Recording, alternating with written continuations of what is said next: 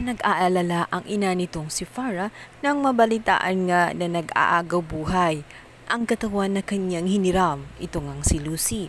Agad niya nga sinikapuntahan ang naturang bahay nitong si Lucy nang sa ganun malaman ang kalagayan dahil alam niya ang nasa loob ng katawan ni Lucy ay walang iba kundi ang kanyang anak na si Farah. Subalit mahihirapan ang kanyang ina dahil kapag nangyari yon ay mabibisto na nga sila.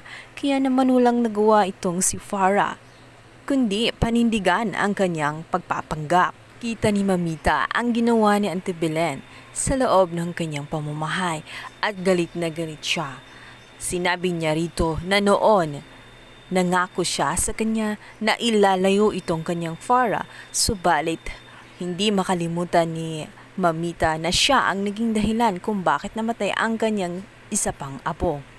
Pupumilit ang ina ni Farah. Sinabi niya rito ang nais lang niya ay makausap at makitang ligtas ang kanyang anak mula sa kapahamakan. At dito nga ay pilit na pumasok si Auntie Belen kahit hindi nga pinayagan. At nang makita nga niya itong si Lucy ay hindi niya namalayan na tawagan niya itong anak. At dito nga ay ulat si Darius at sinabi niya rito hindi lang daw yun ang pinakaunang beses na narinig niya ang salitang anak mula sa kanya. At nagpapanggap naman itong si Auntie Belen, sasabihin niya na kung nakakalimutan ba daw nila ay itong si Lucy daw ay kanyang pamangkin kaya naman parang anak na rin ang turing niya rito. Subalit galit sila.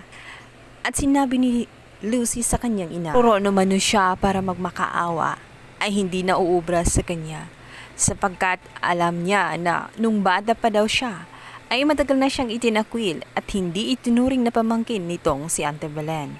Alam ni Farah ang katotohanan iyon sapagkat siya din mismo ay tinulak palayo itong si Lucy sa kanilang mag-ina. Kaya napunta nga ito sa bento ang naging tahanan nitong si Lucy nung siya ay maulila sapagkat itinakwil siya. Man sa kalooban ni Farah na ipagtabuyan ang kanyang tunay na ina ay wala siyang magagawa kundi panindigan ang kanyang pagpapanggap dahil kung hindi niya gagawin iyon ay malamang pagdududahan na siya ng gusto nitong si Darius at itong si Mamita na nasa kanyang harapan.